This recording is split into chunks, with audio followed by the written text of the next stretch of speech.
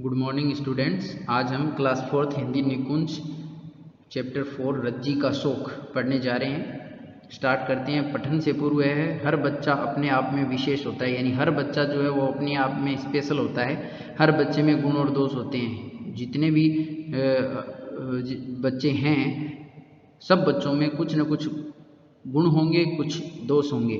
बड़े बड़े महापुरुषों की जीवनी पढ़ने से पता चलता है कि वे भी बचपन में न जाने कितनी शैतानियाँ करते थे। आज हमारे बीच जितने भी महापुरुष हैं और जिनकी जीवनी हम पढ़ते हैं तो हमें पता चलता है कि वे भी बचपन में बहुत ज़्यादा शैतानी करते थे। आवश्यकता है बच्चे की प्रतिभा पहचान कर उसे सही रास्ता सुझाने की, तभी वह भविष्य में उन्नति कर सकता है। तो आज का समय इस प्रकार का है कि हमें बच्चे की जो प्रतिभा है, बच्चे में जो हुनर है, बच्चे में जो कौशल है उसको पहचानना चाहिए और बच्चे को जो है वो सही रास्ता दिखाना चाहिए। वरना बचपन एक ऐसा समय होता है जिसमें अगर हम बच्चे पे ध्यान नहीं देंगे तो बच्चा भटक जाता है रास्ते से। तो इसलिए सही रास्ता दिखाना चाहिए, तभी वह भविष्य में जो है वो उन्नति कर पाता है। चर्चा करें और जीवन मूल्य आप पढ़ेंगे। स्टार्ट करता हूँ मैं। एक लड़का था रज्जी। वह बड़ा नटखट और शरारती था, यानी बदमाशी करता था। वैसे नाम तो उसका राजेंद्र था, लेकिन प्यार से लोग उसे रज्जी कहकर बुलाते थे। नाम उसका राजेंद्र था, लेकिन सारे उसे है वो रज्जी कहते थे। रज्जी को निशाना लगाना बहुत पसंद था। वह गुल्ली डंडा और कंचे भी खेलता था, यानी निशाने लगाने का शौक है। पिक्चर में भी दिखाया गया है, गुलेल से वो निशाना लगा रहा है। इसके अलावा उसे गुल्ली डंडा और कंचे भी खेलने का शौक था।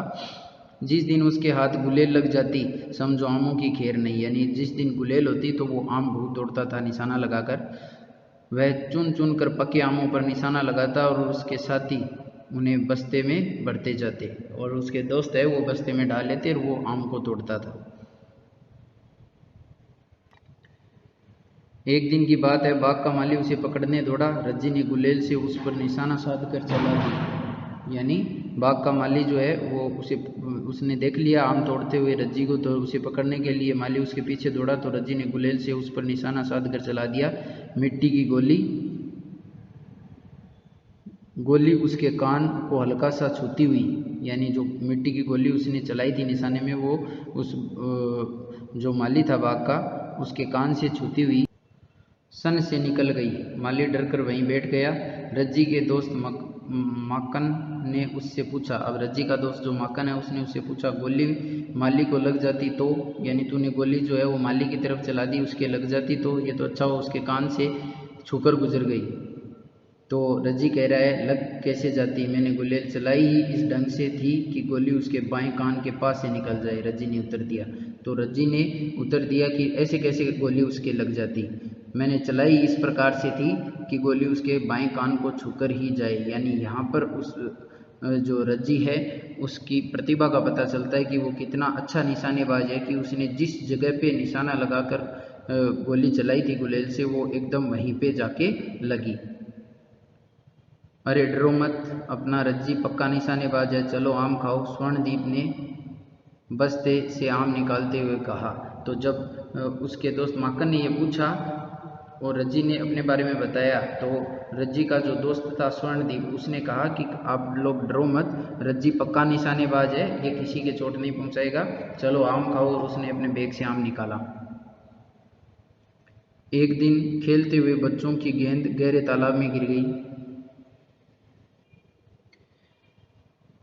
अब क्या हो, रज्जी ने पत्थर के टुकड़े से ऐसे निशाने लगाए कि गेंद तुरंत तालाब के किनारे लग गई। तो वो रज्जी जो है वो निशानेबाज था। तो एक दिन बच्चों की जब गेंद गहरे तालाब में गिर गई तो रज्जी ने पत्थर के टुकड़ों से उस गेंद पे ऐसे निशाने मारे कि गेंद किनारे तक आ गई। सुगंधा उसकी कक्षा में पढ़ती थी। वह अपना काम अच्छी तरह करती थी। सुगंधा एक लड़की है जैसा कि पिक्चर में दिखाया गया है। तो वो रज्जी की कक्षा में पढ़ती थी और वो अपना काम अच्छे से करती थी। रज्जी ने उससे कॉपी मांगी पर उसने नहीं दी। तो रज्जी ने उससे कहा कि तुम मेरे को नोटबुक दे दो, जैसा कि आप लोग करते हैं, जब भी वह कंप्लीट नहीं होता तो एक दूसरे से शेयर करते हैं नोटबुक। तो रज्जी ने भी अपनी उससे नोटबुक मांगी तो उसने नहीं दी। रज्जी ने मध्य अवकाश का मतलब हो गया आधे समय की जो लंच टाइम होता है उस समय रबड़ का एक बिच्छू इस तरह से उछाला कि वह सीधा सुगंधा के सिर पर उछला। एक रबड़ का बिच्छू जो है वो उछाल कर उसने सुगंधा के सिर पर रख दिया। वह चीख पड़ी, उधर रज्जी कक्षा से बाहर निकल गया। अब वो जो सुगंधा है वो चीखने लगी, उसे पता नहीं था कि ये नकली बिच्छू है, और रज्जी क्लास से बाहर चला गया। रज्जी के इन कारनामों से उसके माता पिता काफ़ी परेशान थे। यानी रज्जी जो ये बचकानी हरकतें करता था, दूसरों को परेशान करने की करतूतें, तो इनसे माता पिता परेशान थे। रोज़ रज्जी की तरह तरह की शिकायतें आया करती थी। तो विद्यालय से और अन्य जगहों से भी जो है वो रज्जी की शिकायतें आती थी, कभी माली से, कभी पड़ोसी से, कभी स्कूल से, सब जगह से।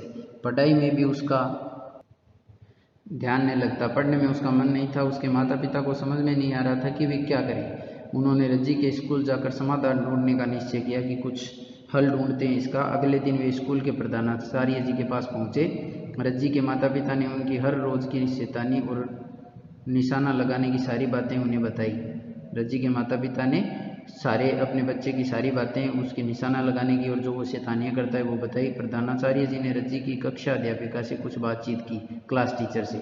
वे कुछ सोचते हुए बोले, मुझे पूरा विश्वास है कि आज के बाद रज्जी के व्यवहार में बदलाव आएगा। मेरे को विश्वास है कि आज के बाद रज्जी का व्यवहार जो है वो बदल जाएगा। आप उसकी शैतानियों से परेशान नहीं होंगे। मैं समझ गया हूँ कि मुझे क्या करना है। आप निश्चिंत होकर घर जाए। यानी प्रिंसिपल ने उन्हें विश्वास दिलाया कि आप निश्चिंत हो जाएं, अब उसके व्यवहार में परिवर्तन आ जाएगा। रज्जी के माता पिता को थोड़े ही दिनों में उसमें कुछ बदलाव नजर आया। अब रज्जी नए के बराबर शरारतें करता, यानी बहुत कम शरारतें करने लग गया। उसकी कोई शिकायत भी नहीं आती। माता पिता के लिए किसी चमत्कार से कम नहीं था। यानी यह एक उनके लिए करिश्मा था, चमत्कार था, आश्चर्यजनक घटना थी। इसका पता लगाने के लिए वे दोबारा विद्यालय गए कि ऐसा क्या कर दिया उन्होंने प्रिंसिपल ने कि ये सुधर गया। प्रधानाचार्य जी मिले। उन्होंने पूछा, क्या अभी भी रज्जी की शिकायतें आ रही है? प्रधानाचार्य जी ने कहा कि क्या अभी भी रज्जी की शिकायतें आती है? नहीं सर, हम यही जानने आए हैं कि आपने ऐसा कौन सा करिश्मा किया कि रज्जी बदला बदला सा लगने लगा। रज्जी के पिताजी ने विनम्रता से पूछा। आदर के साथ, विनय के भाव से रज्जी के पापा ने प्रिंसिपल से पूछा कि आपने ऐसा क्या करिश्मा किया है कि वो बदला बदला सा रहने लगा है। हम लोग यही पूछने के लिए, पता करने के लिए आए हैं। तो प्रधानाचार्य जी ने कहा, रज्जी में अच्छी प्रतिभा है सही निशाना लगाने की। वो निशाना बहुत अच्छा लगाता है। हमने उसकी अध्यापिका की सहायता से उस प्रतिभा को पहचानना और रज्जी को विद्यालय की निशानेबाजी टीम का उप कप्तान बना दिया। यानी हमने जो है वो रज्जी की अध्यापिका से उस प्रतिभा को पहचान लिया और रज्जी को हमारे विद्यालय की जो निशानेबाजी की टीम है उसका उप कप्तान बना दिया। अब वह मन लगाकर निशाना लगाने का अभ्यास कर रहा है और अपने टीम के सदस्यों का भी खूब ध्यान रखने लगा है। अब वो टीम के सदस्यों का ध्यान भी रखता है क्योंकि रिस्पॉन्सिबिलिटी आ गई, उप कप्तान बना दिया, और अभ्यास भी करता है। हमें पूरा विश्वास है कि इस बार अंतर विद्यालय प्रतियोगिता की ट्रॉफी हमें ही मिलेगी। और प्रिंसिपल कह रहा है कि हमें पक्का विश्वास है कि इस बार जो दूसरे विद्यालयों के साथ जो प्रतियोगिताएं होंगी उसमें ट्रॉफी जो है वो हमारे विद्यालय को ही मिलेगी। अब तो रज्जी को सब प्यार करने लगे। रज्जी जो है वो सबको अच्छा लगने लग गया। जो माली आम तोड़ने से मना करता वह स्वयं ही आम लाकर घर दे जाता। पड़ोसी खुश थे क्योंकि अब वह किसी को सताता नहीं था। उसके मित्र अब रज्जी पर गर्व करने लगे। तो देखा आपने कि कैसे प्रधानाचार्य जी के एक निर्णय ने रज्जी का पूरा जीवन संवार दिया। वो एक बदमाश किस्म का और शैतान बच्चा था जो शैतानी करता था, दूसरे को परेशान करता था, लेकिन किस प्रकार से प्रधानाचार्य ने उसकी प्रतिभा को समझ लिया, पहचान लिया और उसकी प्रतिभा को सही रास्ते पे मोड़ दिया, उसे निशानेबाजी की तरफ मोड़ दिया। तो इसी प्रकार जो है वो हमें भी है, वो बच्चों की जो हुनर होता है, जो प्रतिभा होती है उसको पहचानना चाहिए और उनके जीवन को उसी रास्ते पे डाल देना चाहिए। हम अभिभावक और अध्यापक जिस रास्ते पे बच्चे को ले जाना चाहिए ले जा सकते हैं। तो बच्चे में अगर हुनर है, प्रतिभा है, तो उसी रास्ते में उसे जो है वो मार्गदर्शन करना चाहिए। तो ये लेसन यहाँ पे कंप्लीट हो गया है। आप लोग इस वीडियो को देखने के बाद इस लेसन को अपने बुक से रीड करेंगे। इसका बुक और नोटबुक वर्क जो भी होगा वो आपको सेंड कर दिया जाएगा। Thank you, have a nice day.